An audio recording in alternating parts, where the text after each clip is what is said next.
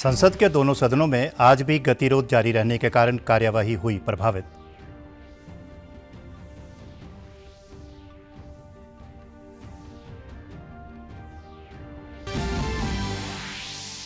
मुख्यमंत्री मनोहर लाल ने बजट स्तर के बाद पत्रकारों को संबोधित करते हुए कहा कि वर्ष 2023-24 का बजट प्रदेश की जनता की उम्मीदों पर उतरेगा खरा।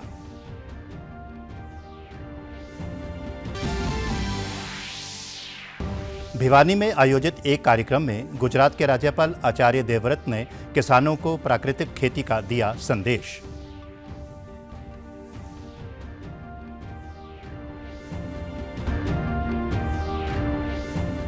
और राष्ट्र आज शहीद दिवस के अवसर पर महान स्वतंत्रता सेनानी भगत सिंह, राजगुरु और सुखदेव को दे रहा है श्रद्धांजलि। नमस्कार, मैं भूपेंद्र सिंह मलिक। अब समाचार विस्तार से। भारतीय लोकतंत्र पर राहुल गांधी की टिप्पणी और अडानी समूह के मुद्दे पर संसद के दोनों सदनों में आज भी गतिरोध जारी रहने के कारण लगातार दोनों सदनों की कार्यवाही बाधित हुई। लोकसभा और राज्यसभा को पहले दोपहर 2 बजे तक, फिर लोकसभा को शाम 6 बजे तक और राज्यसभा को कल तक के लिए स्थगित कर दिया गया। लोकसभा में आज सदन की बैठक शुरू होते ही विपक्षी सदस्यों ने अडानी समूह के मुद्दे पर नारेबाजी शुरू कर दी और कुछ कांग्रेसी सांसदों ने राहुल गांधी को बोलने दिए जाने की मांग की। सत्ता पक्ष के सदस्यों ने भी राहुल गांधी से माफ़ी मांगने की मांग को लेकर नारेबाजी की। लोकसभा अध्यक्ष ओम बिरला ने कहा कि उन्होंने किसी को भी बोलने से नहीं रोका और वे सदस्यों को सदन के नियमानुसार बोलने की अनुमति देंगे। उन्होंने सदस्यों से शोर शराबा जारी ना करने की अपील की, पर हंगामा जारी रहने के कारण उन्होंने सदन को दोपहर 2 बजे तक स्थगित कर दिया। वहीं राज्यसभा में भी सदन की बैठक शुरू होते ही सभापति जगदीप धनखड़ ने विपक्षी दलों द्वारा लाए गए स्थगन के नोटिसों की अनुमति नहीं दी। अपनी मांगों को लेकर सदस्यों द्वारा हंगामा जारी रहने पर सदन को दोपहर 2 बजे तक के लिए स्थगित कर दिया गया। इससे पहले संसद के दोनों सदनों ने स्वतंत्रता सेनानी सरदार भगत सिंह, राजगुरु और सुखदेव को उनके शहीदी दिवस पर श्रद्धांजलि अर्पित की।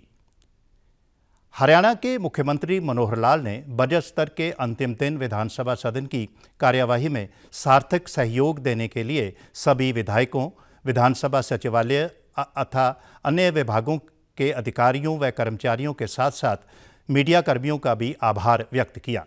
विधानसभा स्तर की समाप्ति पर पत्रकारों को संबोधित करते हुए मुख्यमंत्री ने कहा कि विधानसभा की कुल 8 सिटिंग हुई और 45 घंटे तक सभी विधायकों ने अपने अपने क्षेत्रों की समस्याओं, मांगों, सुझावों को रखा। इससे पहले भी बजट से पूर्व विधायकों व अन्य हितधारकों से सुझाव मांगे गए थे। कुल इस बजट में 45 घंटे काम हुआ। गवर्नर महोदय के एड्रेस के ऊपर भी चर्चा करके धन्यवाद ज्ञापन किया गया। विधायकों ने अपने प्रदेश की, अपने अपने विधानसभा क्षेत्रों की कुछ मांग हैं, कुछ डिमांड्स, कुछ समस्याएं, वो सब उठाई हैं, सब नोट कर लिए गए हैं। कुछ का आश्वासन भी दिया गया है और अगले वर्ष में जो जो बातें बढ़िया ढंग से उनकी डिमांड्स के हिसाब से करने वाली होंगी उनको हम पूरा करेंगे। सभी उन महानुभावों को धन्यवाद देना चाहता हूँ जिन्होंने बजट को सफल संचालन के लिए, चाहे फिर हमारे विधायक हैं, हमारे अध्यक्ष महोदय हैं, हमारे विधानसभा के अधिकारी, कर्मचारी। उन्होंने कहा कि 700 सुझावों में से 68 सुझावों को बजट में शामिल किया गया है। अब 1 अप्रैल से नए वित्त वर्ष की शुरुआत होगी और बजट में घोषित नई योजनाओं को क्रियान्वित किया जाएगा। मुख्यमंत्री ने कहा कि वर्तमान सरकार का ये 9वां बजट है और जिसमें से 4 बजट उन्होंने वित्त मंत्री के रूप में पेश किए हैं। जो स्टेक होल्डर्स हैं, विधायक सांसदों समेत, उसमें से 68 सुझाव बजट में शामिल किए गए। कुछ सुझाव डबल थे, इसलिए डबलिंग करके वैसे 700 से कम हो जाते हैं, लेकिन उसमें जो विषयों के अनुसार 68 सुझाव जो है उसमें शामिल किए गए। अब 1 अप्रैल से जो सत्र शुरू होगा वो वर्ष हमारा हर दृष्टि से अच्छा निकले और आपके लिए भी शुभकामना करता हूँ कि आप भी उस अगले वर्ष में सामाजिक जो दायित्व आपका है उसको आप निभाते रहें, हमारा समर्थन करें, विरोध करें, लेकिन समाज का हित जरूर चाहिए, ये हमारी मंशा है। हमारी सरकार का जैसे ये 9वां बजट था, चौथा बजट इस सत्र का था, वित्त मंत्री के नाते मैंने पेश किया है। गुजरात के राज्यपाल आचार्य देवव्रत ने आज भिवानी के राधा स्वामी सत्संग भवन में आयोजित एक कार्यक्रम में शिरकत की, जहां उन्होंने जहर मुक्त खेती से निकलकर किसानों को प्राकृतिक खेती का संदेश दिया। उन्होंने कहा कि अब समय आ गया है कि हम अपनी फसलों के उत्पादों को शुद्ध करें, क्योंकि आज के समय में कैंसर व हार्ट अटैक जैसी बीमारियों का बढ़ना रासायनिक खेती का नतीजा है। उन्होंने कहा कि जिस प्रकार से जंगल के पौधे बगैर खाद के कम पानी में पूर्णतः उत्पादन देते हैं, वैसे ही अब प्राकृतिक खेती की तरफ कदम बढ़ाना होगा। उन्होंने लोगों को जहर मुक्त खेती करने की शपथ भी दिलाई। आचार्य देवव्रत ने कहा कि 60 के दशक से पहले जो खेती होती थी, उस समय cancer, heart attack, BP, sugar जैसी बीमारियां लोगों में नहीं पाई जाती थी। अब हमें रासायनिक खेती से आगे बढ़कर जैविक खेती से भी एक कदम आगे प्राकृतिक खेती को अपनाना होगा। जंगल के पत्ते पौधे में सारे तत्वों की पूर्ति करती तो मेरे खेत में क्यों नहीं करेगी? जो नियम जंगल में काम करता है वही नियम हमारे खेत में करना चाहिए। इसका नाम है प्राकृतिक खेती। समझ में आई बात? ये है प्राकृतिक खेती। जब अपने देश में रासायनिक खेती 60 के दशक से पहले नहीं थी, क्या आपने कभी कैंसर नाम की बीमारी का नाम सुना था? कोई हार्ट अटैक को जानता था? कोई ये डायबिटीज, शुगर घर घर में हो गई, इसको कोई जानता था? इस साल के आंकड़े हैं कि 50 और 60 साल की उम्र में हजारों व्यक्ति हार्ट अटैक होकर के मर गए। आज हम अस्पतालों में जाते हैं तो अस्पताल भरे रहते हैं। इस मौके पर पहुंचे किसानों ने कहा कि उन्होंने रासायनिक खेती की बजाय प्राकृतिक खेती अपनाने के फायदों के बारे में जाना और इन्हें गांव-गांव तक पहुंचाएंगे। जिस प्रकार से कैंसर बढ़ गया है, दूसरी और बीमारियां बढ़ गई है, इसको सिर्फ एक ही चीज बता सकती है, खाद्य पदार्थों से। और खाद्य पदार्थ जब भी अच्छे बनेंगे जब हम प्राकृतिक खेती अपनाएंगे। तो हम सब ने आज शपथ ली प्राकृतिक खेती अपनाएंगे। प्राकृतिक खेती में बहुत ही कम खर्चे से हम खेती का उत्पादन करेंगे। हमने यहाँ पर शपथ भी ली और हम जितने भी हमारे साथी हैं, किसान भाई हैं, उनको भी हम बताएंगे कि प्राकृतिक खेती की तरफ रुझान करो। प्रधानमंत्री नरेंद्र मोदी ने आज शहीद दिवस के अवसर पर महान स्वतंत्रता सेनानी भगत सिंह, सुखदेव और राजगुरु को श्रद्धांजलि दी है। एक ट्वीट में प्रधानमंत्री ने कहा कि भगत सिंह, सुखदेव और राजगुरु के बलिदान को भारत हमेशा याद रखेगा। उन्होंने कहा कि इन महान लोगों ने देश के स्वतंत्रता संग्राम में अतुलनीय योगदान दिया। केंद्रीय गृह मंत्री अमित शाह ने भी शहीद दिवस के अवसर पर महान स्वतंत्रता सेनानी भगत सिंह, सुखदेव और राजगुरु को नमन किया। एक ट्वीट में अमित शाह ने कहा कि इन शहीदों की वीरता और देशभक्ति युगों युगों तक प्रेरणा देती रहेगी। पंचकुला के सेक्टर 15 स्थित शहीद भगत सिंह चौराहे पर शहीद भगत सिंह, राजगुरु व सुखदेव की 92वीं पुण्यतिथि पर हरियाणा विधानसभा अध्यक्ष ज्ञानचंद गुप्ता व शहीद भगत सिंह जागृति मंच की ओर से पुष्पांजलि अर्पित कर श्रद्धांजलि दी गई। इस अवसर पर स्कूली विद्यार्थियों ने पेंटिंग प्रतियोगिता में भाग लिया। विधानसभा अध्यक्ष ज्ञानचंद गुप्ता ने इन तीनों पराक्रमी योद्धाओं के जीवन से प्रेरणा लेने की बात कही। उन्होंने कहा कि भारत मां को आज़ाद कराने के लिए तीनों ने फांसी के फंदे को चूम लिया। उनकी शहादत प्रेरणा का स्रोत है। आज आज़ादी की रक्षा करने व भारत को विश्व गुरु बनाने के लिए हमें कदम से कदम मिलाकर बढ़ना होगा। हमें मरने की आवश्यकता नहीं, जैसा अभी कह रहे थे, हमें जीने की आवश्यकता है। क्योंकि आज हम जिस प्रकार से हमारे शहीदों ने अपनी शहादत देकर के हमें आजादी दी है, उस आजादी की रक्षा के लिए, उस आजाद भारत को फिर से दोबारा विश्व गुरु बनाने के लिए हम सब एक होकर के काम करें। शहीद आजम भगत सिंह, राजगुरु सुखदेव, जिन्होंने हंसते हंसते फांसी के फंदे को चूम लिया था, केवल इसलिए कि हमारा देश आजाद हो। केवल इसलिए कि हम लोग आजादी की सांस ले सके।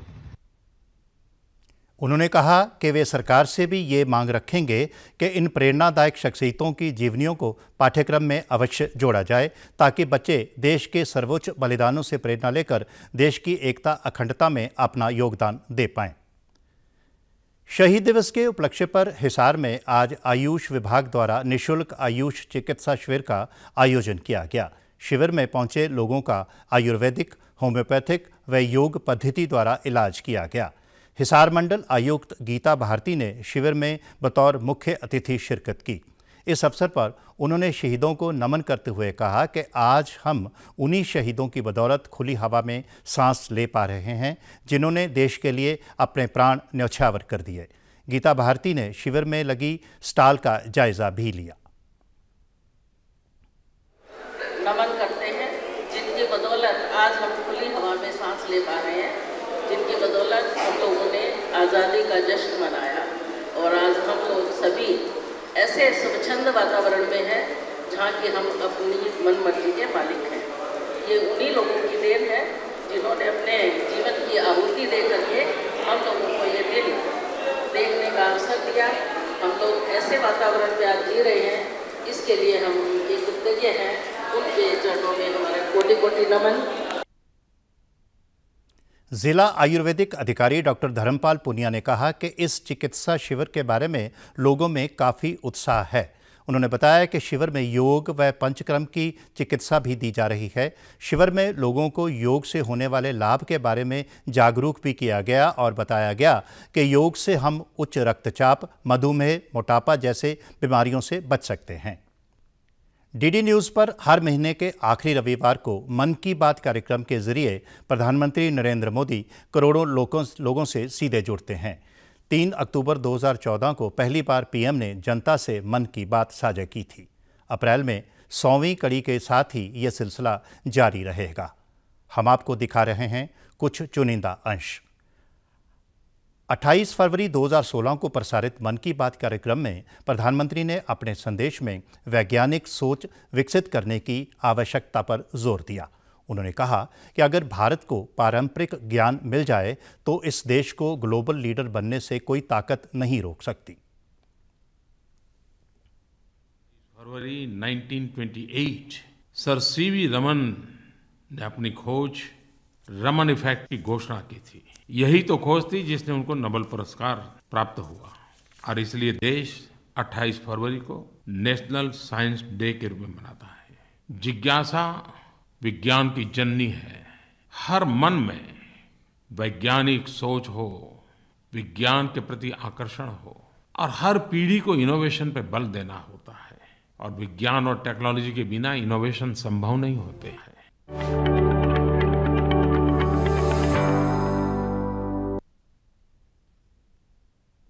गुजरात में सूरत की एक अदालत ने कांग्रेस नेता राहुल गांधी को मोदी सरनेम को लेकर की गई टिप्पणी पर 2019 में दर्ज आपराधिक मानहानि मामले में दोषी करार दिया है। अदालत ने उन्हें 2 वर्ष जेल की भी सज़ा सुनाई है, पर न्यायिक मैजिस्ट्रेट एच वर्मा की अदालत ने राहुल गांधी को जमानत दे दी है और सज़ा पर 30 दिन की रोक लगाई है ताकि वे इस अवधि में ऊपरी अदालत में अपील कर सकें। इस फैसले के बाद राहुल गांधी की वायनाड संसदीय चुनाव क्षेत्र से संसद सदस्यता जा सकती है और वहां उपचुनाव करवाना पड़ सकता है। फैसला सुनाने के समय राहुल गांधी भी अदालत में मौजूद थे। राहुल गांधी ने 2019 के लोकसभा चुनाव से पहले कर्नाटक के कोल्लार में एक जनसभा को संबोधित करते हुए मोदी सरनेम पर आपत्तिजनक टिप्पणी की थी। बीजेपी के विधायक पूर्णेश मोदी ने राहुल की कथित टिप्पणी के खिलाफ अदालत में मामला दर्ज करवाया था। केंद्रीय स्वास्थ्य मंत्रालय ने लोगों को कोविड से सावधान रहने का आग्रह किया है। देश में कोविड की स्थिति को लेकर नई दिल्ली में मीडिया को संबोधित करते हुए केंद्रीय स्वास्थ्य सचिव राजेश भूषण ने बताया कि प्रतिदिन विश्व स्तर पर कोविड संक्रमण के औसतन 94,000 मामले सामने आ रहे हैं, लेकिन भारत में संक्रमण के सिर्फ 966 मामले हैं, जो विश्व के कुल संक्रमण का सिर्फ 1% है। उन्होंने कहा कि 8 राज्यों से सबसे अधिक संक्रमण के मामले सामने आ रहे हैं।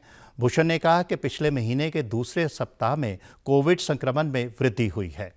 इस वजह से संक्रमण दर 0.09% से बढ़कर 1% हो गई है। उन्होंने कहा कि कोविड-19 से निपटने के आवश्यक उपायों से संबंधित एक विस्तृत परामर्श इन राज्यों को जारी कर दिया गया है। स्वास्थ्य सचिव ने राज्यों को संक्रमित नमूनों के पूर्ण जीनोम अनुक्रमण बढ़ाने के निर्देश दिए हैं। उन्होंने बताया कि देश में कोविड-19 के सारे वेरिएंट ओमिक्रॉन के वेरिएंट हैं और कोविड से देश में अस्पताल में भर्ती कराने के मामलों और मृत्यु दर में बढ़ोतरी होने की खबर नहीं है। भूषण ने कहा कि केंद्रीय स्वास्थ्य मंत्रालय ने संक्रमण में वृद्धि को ध्यान में रखते हुए सभी राज्यों को संक्रमितों का पता लगाने के लिए प्रशिक्षण में वृद्धि करने के परामर्श भी जारी किया है।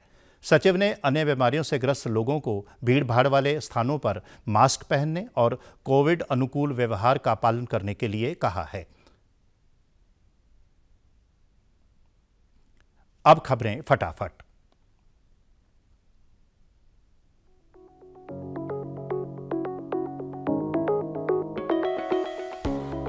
केंद्रीय गृह मंत्री ने वैदिक हेरिटेज पोर्टल का दिल्ली में किया उद्घाटन। सरकार ने प्रधानमंत्री उज्ज्वला योजना के अंतर्गत 1,60 करोड़ लाभार्थियों को दिए एलपीजी कनेक्शन।